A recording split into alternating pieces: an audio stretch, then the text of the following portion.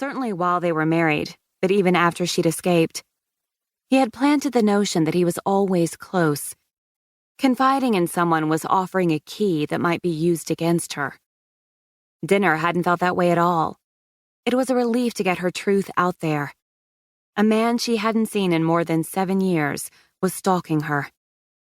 He'd made her believe her mother was in the hospital, had managed to elude building security at her apartment and deliver a bouquet of yellow flowers, a color Spencer loved and she despised. But he was a fool to think he could get to her. She was with the police department. That bouquet of flowers was being processed by Roger Sampers, the head of the crime scene unit himself. In only 6 months, San Francisco had started to feel like home. Here, for the first time, she had her own space. She was in charge of her own work, which gave her the opportunity to give it the focus it deserved and to excel at something she loved. Because she was good. She was appreciated. She had the support of her peers. She had friends.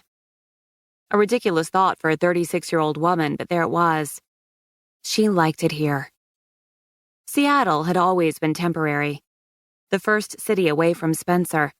A place to regroup, finish her training. Seattle was perfect for that period of her life. She was a doctor now, ready to begin her career, put down roots. She had spent long enough looking over one shoulder. She was determined to stay in San Francisco, even more so after the evening with those women. She made her final notes and signed off on the work. Her phone buzzed in her pocket as she was sliding the body back in the drawer. She snapped off her gloves and pulled the phone from her lab coat. Hal. "You're psychic," she said in lieu of hello. "Oh, yeah?" Homicide Inspector Hal Harris said.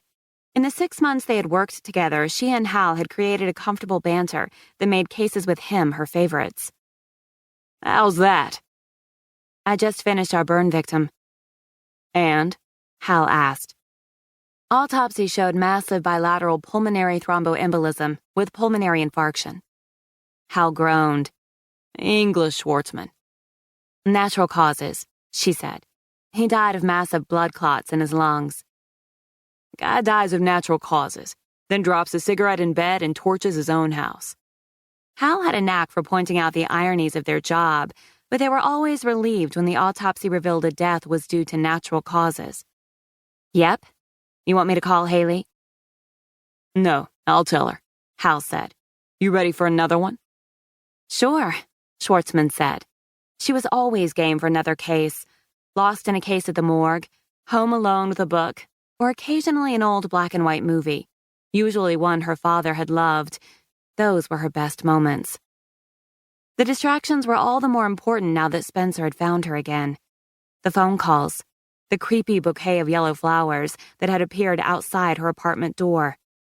Worse was the fact that no one in the heavily secured building could explain how the delivery man gained access to her floor. 7 years and 5 months since she'd left, and he would not give up. "I'll text the address and send over a picture from dispatch," Hal said. "I'm about 5 minutes out."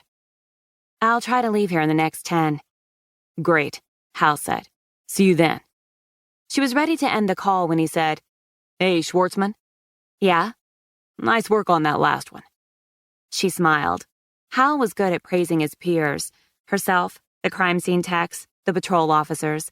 It was another of his endearing qualities. "Thanks, Hal." She ended the call and removed her lab coat, hanging it in her narrow locker. After exchanging the orange Crocs she wore in the lab for her street shoes, she packed up her case for the scene.